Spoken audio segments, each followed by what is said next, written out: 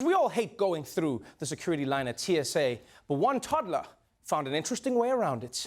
Now to a toddler's wild ride at Atlanta's Hartsfield-Jackson International Airport. This 2-year-old climbs onto the baggage belt and disappears in an instant.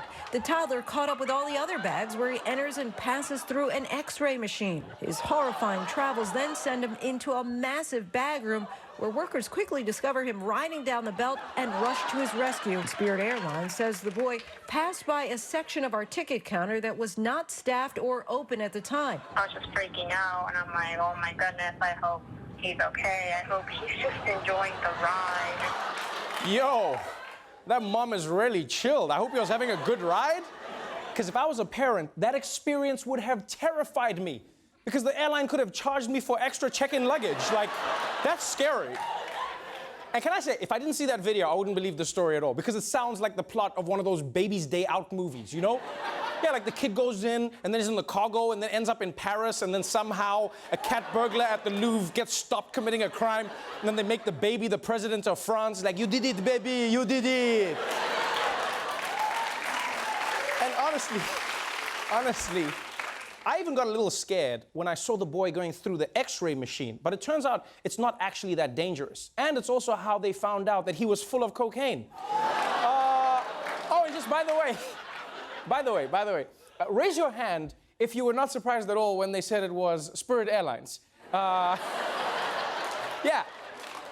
Of course it was Spirit Airlines. I bet this wasn't even an accident. I bet the kid just found out that his parents were flying Spirit, and he was like, oh, hell no.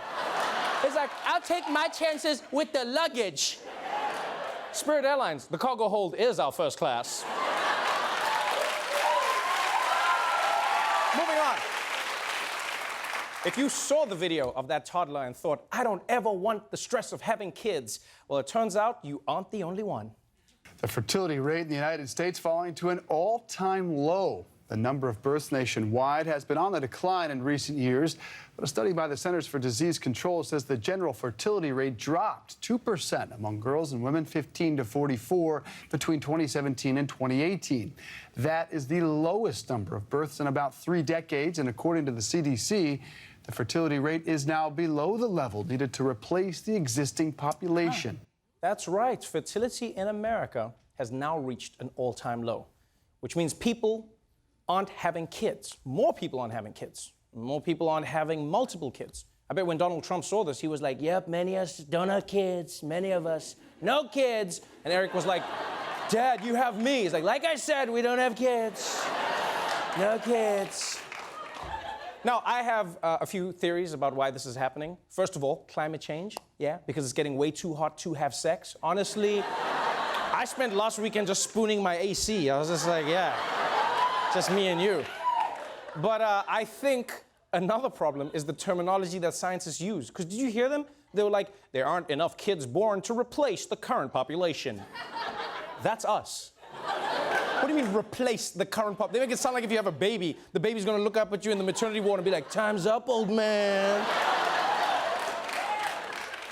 And finally, this is a pretty crazy story. Being a policeman can be a really stressful job. You know, you have to chase criminals, you have to solve crimes, and you have to help white people ask their neighbor to turn down their volume. But for cops in New York, now they've got a whole new worry that's disturbing the cops. Outrage among NYPD union leaders and the mayor after NYPD officers were doused with buckets of water during an arrest. A crowd in Harlem throws buckets and pours water on officers in the middle of making an arrest. In a separate incident, another video shows it happening again. Bystanders laugh and record videos, but no one helps. The man dumping the blue bucket is a known gang member. He's since turned himself into police. Okay, I don't even know how to process this information. People are pouring buckets of water on the police. First of all, can we commend those police for being way calmer than any of us would have been in that situation? For real, kudos to them. Because we've seen people get shot for doing much less than this.